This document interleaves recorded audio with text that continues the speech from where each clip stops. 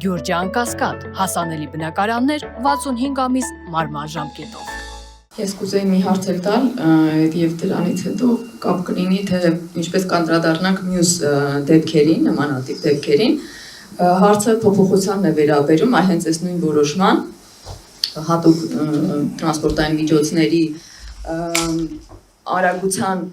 հենց վերաբերյալ շեմի նոր փոփոխություն կա, բացառություն կա այս նոր փոփոխությամբ, որտեղ նշվում է պաշտոնյաներին սպառնալիքի վերաբերյալ, եթե սպառնալիք են տեսնում են, որ սպառնալիք կա, կարող են ցանց առնել այդ վերին շեմը։ Սրա մասին դուք կուզեի որ խոսեր Տաթև ջան, եւ ինչու է սա վտանգավոր եւ օրինակներ վերենք հետո։ Սպառնալիքի հանգամանքը շատ ուղիղ կարգավորված է քրեական օրենսգրքի ծայրահեղ անհրաժեշտության հոդվածով, այսինքն կարիք չկա ամրագրելու սպառնալիքի արկայությունը, որպեսզի կամ օրինակ ծայրահեղ անհրաժեշտությունը նաև կարգավորված է վարչական իրավախախտումների վերաբերյալ օրենսգրքով եւ դա լեգիտիմացնելու կեղծ ձևով օրակարգ բերելու անհրաժեշտություն ամենևին չկա, որովհետև եթե տվյալ գործում հիմնավորվեր, որ վարորդը գործել է ծայրահեղ անհրաժեշտությունից պայմանավորված, բնականաբար ոչ մի պատասխանատվության մասին խոսք գնալ չի լինում։ Սա եւս մի իրավունքի եղանակով քարոզչություն իրականացնելու միտում է, որով ստեղծելու այսպիսի մի իլյուզիա, որ վարչապետը շրջապատված է վտանգներով եւ սպառնալիքներով, մինչդեռ իրականում հաստագրված այս ժամանակահատվածում մենք որևէ ռեալ սպառնալիքի դեպք չենք տեսել։ Հենց այս խոսքի վրա շարունակեմ թե ինչ դեպքեր են տեղի ունեցել։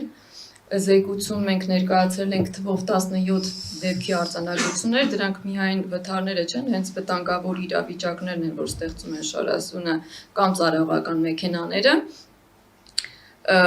Այս բոլոր դեպքերում որևէ մեկը չէր սպառնում վարչապետին, հակառակը սպառնում էին քաղաքացիներին։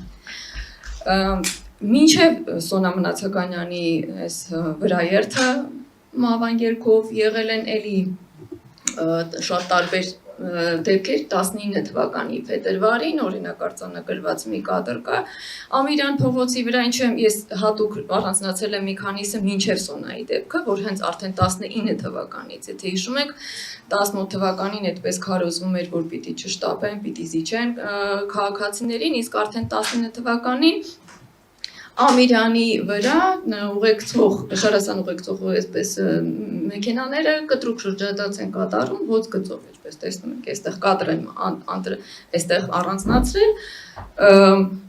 եւ սա եթե նույնիսկ այնտեղ ոչ մեկ չկար եւ որևէ մեկին վնաս հասցվել չէր կարող, սա արդեն լավ նշան չէ քաղաքացիների հանդեպ եւ ընդհանրապես մյուս վարորդների համար։ Մյուսը, որ տեղի ունեցել 21 թվականի մայիսին, սրա մասին իդեպ շատ չի լուսաբանվել, մենք այդպես պատահական իմացանք, բացահայտեցինք, որ այս վթարն է եղել կրկին շարասյան մեքենաներից մեկի մասնակցությամբ, որի արդյունքում Սավազգեն Սարգսյան եւ Խորենացի Խաչմերուկում, որի արդյունքում վիրավորներ են եղել եւ մեկը բավականին ծանր վիրավորում է ստացել, ինչ որ կարծեմ երկար բուժվել է։ Մյուս կրկնվող հենց Սոնա Մնացականյանի դեպքից առաջ, մեկը մի տարի առաջ, հիմա ես կմիացնեմ, միգուցե շատերը արդեն տեսած կլինեն, Կարին Տոնոյանի տեղադրած տեսանյութում, ինչպես իրենք, եթե չեմ սխալվում, Սյունիք էին գնում, այդ ճանապարհին են հանդիպակաց դուրս գալիս այդպես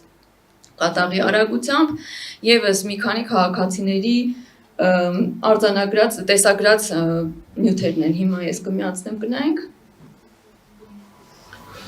Այս կադրերն հրապարակել էր 5165 շարժման առաջնորդ Կարին Տոնոյանը 2021-ի հունիսի 15-ին, հայտարարելով, թե Փաշինյանի ավտոշարասյան անկանոն ու վտանգավոր գործողության պատճառով հրաշքով են փրկվել վթարից։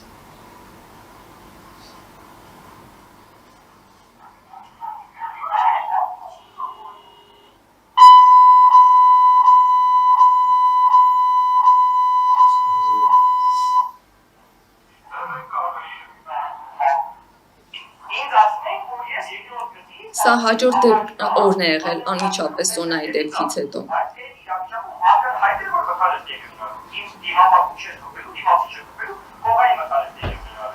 Աշխատանք մեքենան տեղին չի շարժել, մնացել է կանգնած, ձեռքը դրել է ազդանշանին ու բղավել, որ մեքենայում երեխաներ կան։ Դրա արդյունքում մտածելի չունեցա,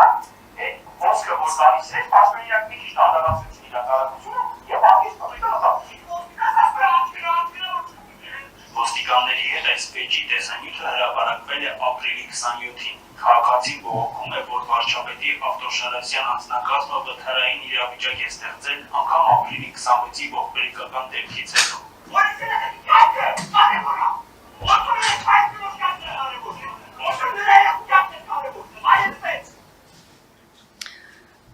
Այս ընդհանրապես մի քանիսն են այդ մեր հավաքած նյութերի, որ տեղ են գտել զեկույցում, եթե բոլորին անդրադառնանք, երևի մի ամբողջ ծավալուն զեկույց կդառնա,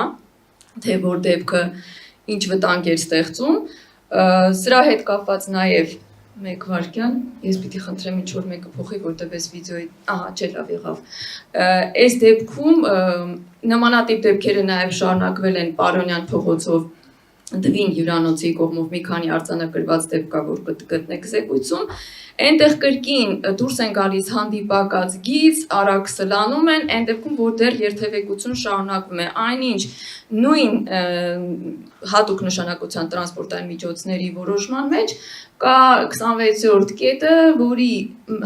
մեջ նշված է, որ պիտի դադարեցված լինի եւ համընթաց եւ հակընթաց երթևեկությունը, համոզված պիտի լինեն, որ դադարեցված է նոր, ընդ որում սա վերաբերում նեղ փողոցներին, նեղ ճանապարհներին, որտեղ հնարավորություն չկա անցնելու, կարող են հանդիպակաց գիծ դուրս գալ, բայց պիտի տեղը համոզված լինեն, որ ազատված է եւ այնտեղ ներկայացված նյութերում տեսնում ենք, որ երթևեկությունը շարունակում է եւ իրենք նույն արագությամբ շարունակում են սլանալ։ Սա առաջին բաժինն էր մեր զեկույցի հիման ներկայացված նյութերի եւ կխնդրեմ արդեն, որ մյուս մեր խոսնակը գա,